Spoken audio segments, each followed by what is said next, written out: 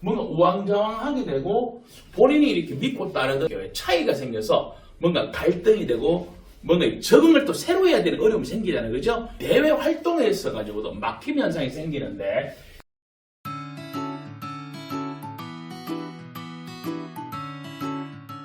예, 반갑습니다. 자, 2024년 6월 용띠 운세 살펴보겠습니다. 자, 6월달에 일단 우리 용띠 여러분들이 주의사항이 좀 있습니다. 이 때문에 주의사항을 중심으로 살펴보도록 하겠습니다. 자, 용띠 여러분들이 6월달에는 환경이 뭔가 안 맞아. 본인이 뭐 잘못했다가 이런 게 아니라 본인은 사실 너무 완벽하거든요. 이 용띠 여러분들은 굉장히 완벽주의자가 완벽주의자. 보통 이런 거 있잖아요. 나는 충분히 고려했고 너희들이 모르는까지 난 다 이래 안테나를 활용해서 난 다 알아보고 하는 거야. 이런 거 있죠. 완벽주의자인데 6월달에는 여기에 뭔가가 환경이죠. 환경. 자신이 구축했던 이런 것들하고 좀 언밸런스가 생기는 겁니다. 자, 어떤 거냐 하면요. 그래서 오합지졸 현상이 뭐냐 하면은 본인이 믿고 따르는 오너나 또는 관리자 있잖아. 내 윗사람이에요. 전부 다. 나보다 높은 사람들. 교체 현상이 생겨요. 교체 현상. 이런 분들도 그만둘 수 있잖아. 일을. 그죠? 또는 대외적인 변화에 의해서 다른 사람이 다른 사람으로 교체되다 보니까 뭔가 우왕좌왕하게 되고 본인이 이렇게 믿고 따르던 차이가 생겨서 뭔가 갈등이 되고 뭔가 적응을 또 새로 해야 되는 어려움이 생기잖아요. 그죠? 이런 것들 때문에 6월달은 조금 힘들 수가 있다는 거죠. 자, 두 번째입니다. 대외 활동에 있어가지고도 막힘 현상이 생기는데 이 2번은요 3번하고 맞물립니다. 뭐냐면은 각종 출장이나 여행이 있죠. 이런 것들을 할 일이 생기고 할 일이 많아요. 이동이 많이 생기는데 이때 이상하게 호사다마가 자꾸 일어나. 호사다마라는 거는 이때 호사다마는 뭐냐면요. 뭐 그런 거 있잖아요. 갈 때 다 이렇게 체크하고 했는데 뭐 호텔이라든지 이런 것들 엉망이라든지 그래서 이렇게 왜 제대로 된 휴식이나 업무를 보는데 지장이 생기는 거 있죠. 그죠? 그런 것들. 그러니까 이상하게 환경에 불리함이 자꾸 생긴다는 거예요. 자, 예측에 어려움이 생깁니다. 처음에 말씀드렸지만 본인이 이렇게 왜 충분히 막 심사숙고 몇 번을 막 검토했는 것이 안 맞는 거야. 그러니까 예측이 안 되니까 어때요? 예측이 안 되니까 적중이 안 되잖아. 적중이. 이런 거 있죠. 그죠? 그래서 이럴 때는 새로운 일을 벌리면 안 돼요. 그러니까 우리가 어떤 것들을 예측할 때는 그것을 토대로 해서 그죠? 뭔가 또 다른 미래지향 것들을 구상하지 않습니까? 이게 잘 안 맞는다고. 그래서 6월달에는 억지로 하려고 하지 마시라. 이렇게 보시면 됩니다.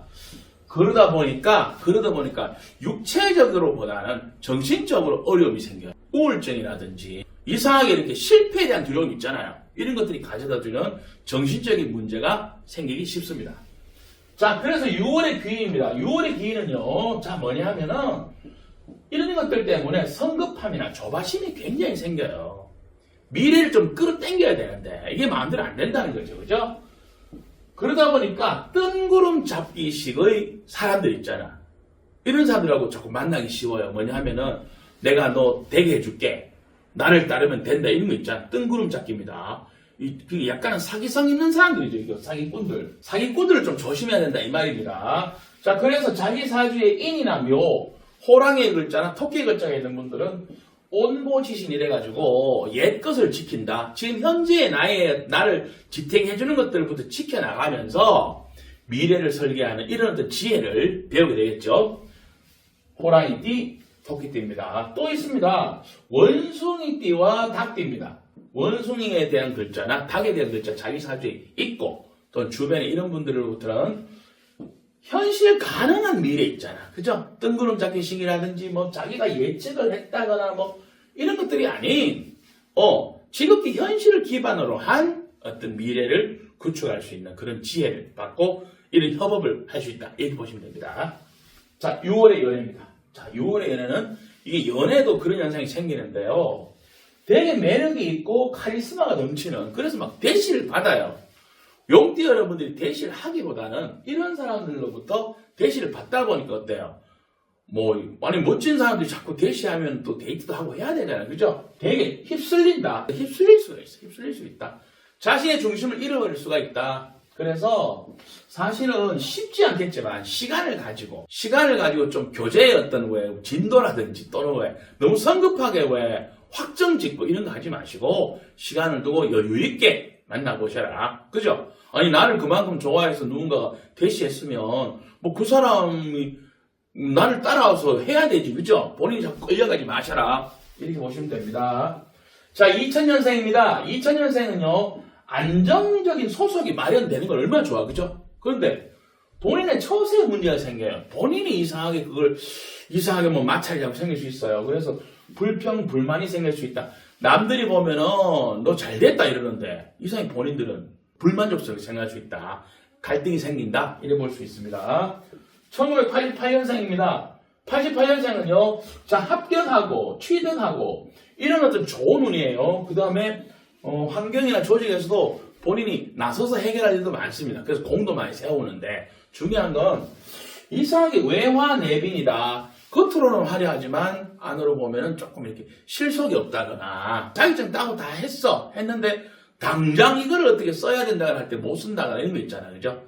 그래 조금은 결과를 만들어내는 것보다는 그죠? 뭔가 이런 것들이 가져다 주는 이익이라든지 실질적인 부분에서는 조금 거리가 있어서 본인이 조금 실망스러울 수 있다. 이렇게 보시면 됩니다. 1976년생입니다. 자, 76년생들이 그나마 6월 달에 용띠 중에서는 베스트인데요. 본인의 예측이 적중하는 분이 많습니다. 이분들은 아까와는 좀 다릅니다. 그 다음에 인기가 상승해요. 이 사람들이. 그러다 보니까 주변에서 협업하고 연대할 일이 많이 생겨요. 그래서 인기가 상승하니까 어때요? 주변에서 우리 76년생 쌤들을 보고 싶겠죠. 저랑 같이 합시다. 너무 대단하세요. 이런 거 있잖아.